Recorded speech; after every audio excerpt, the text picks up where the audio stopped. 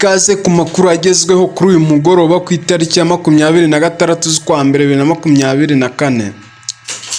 Bamwe mu basirikare barinda perezida wa Congo baraye bishwe n'abantu batazwi mu mujyi wa Goma. Mu ijoro ryo kuri uyu wa 25 Mutarama 2024, abaturage barimo umusirikare wo mu itsinda ry'ingabo zirinda perezida baraye bahitanwe n'abantu batazwi, aho bikekwa ko ari bamwe mu ngabo za Wazalendo. Abaturage barimo umwana w'amezi 18, umubyeyi we hamwe n'undi musore baguye mu mujyi wa Goma mu gace ka Bujovu na Kabunambo hafi y'ikibuga cy'indege cya Goma. Ibi kandi bibaye mu gihe Wazalendo bakomeje kwinubira ko Leta ya Congo ikomeje kubatererana mu gihe cy'intambara, mu gihe bo bari mu kazi. Iyo hagize ukomereka bigorana kumwitaho. Abaturage bo muri Repubulika Iharanira Demokarasi ya Congo bakomeje kwinubira imyitwarire ya ba Wazalendo bitwaza ko bari kugwanya inyeshyamba kandi aribo bahungabanya umutekano ku bushake. Nyamara nubwo bimeze gutyo, ubutegetsi bwa RDC bukomeje gushimagiza abagize Wazalendo, bavuga ko bari gukora akazi kabo bahawe neza.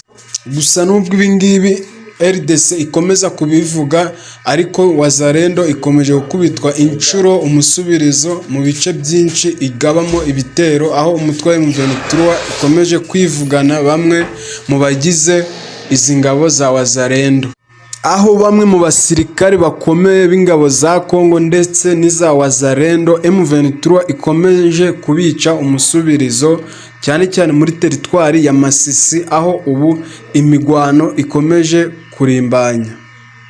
M23 yongeye kwihesha ikuzo nyuma y'igitero ejo yagabweho muri zone ya Mweso, aho ejo kuwa 4 Colonel Pascal Kamboko yari yategetse ko barasa mu baturage baha muri centre ya Mweso, hagapfa abasivile 20 hagakomereka 27. Bikaba byarababaje M23 cyane, bikayitera gufata umugambi wo guhiga uwaba waratanze itegeko ryo kwica abasivile b'inzirakarengane ari we Colonel Pascal Kamboko. M23 ikaba yamaze kumurasira mu migwano yayihuje na FARDC muri aya masaha ya mu gitondo, mu migwano yabahuje muri centre ya Mweso. Gusa M23 ikomeje guhiga bukware drone yifashishijwe hagabwa igitero kuri abaturage b'inzirakarengane b'Imweso. Umuvugizi wa M23 Leta Colonel Wiringoma yavuze ko bagiye guhiga intwaro yifashishijwe hicwa aba baturage b'inzirakarengane.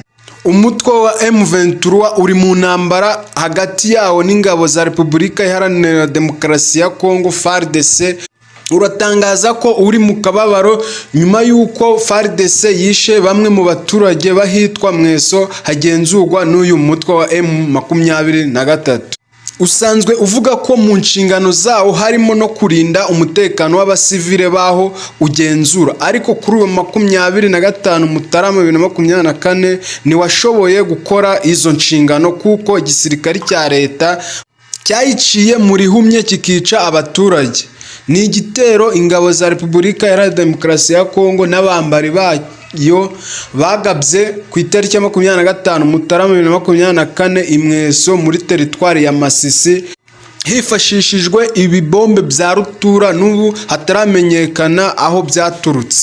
Leta Colonel Wiringoma yagize ati, amakuru dufite ubu ni ay'akababaro, ni amakuru umuntu uwo ari we wese adashobora kwihanganira kuyumva no kubona ukuntu ibintu byifashe mu gace ka Mweso. Ibi bintu twabivuze kuva kera kose, twamenyesheje isi yose, umuryango w'abibumbye, SADC na EAC, bose tubereka ibi bintu ihuriro rya Leta ya Congo riri gukora.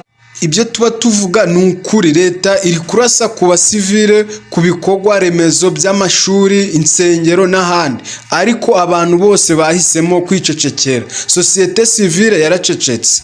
Yashimangiye ko ubu icyo umutwe ugiye gukora ari ugufata iyo ntwaro aho yaba iriho hose kugira ngo bayicecekeshe.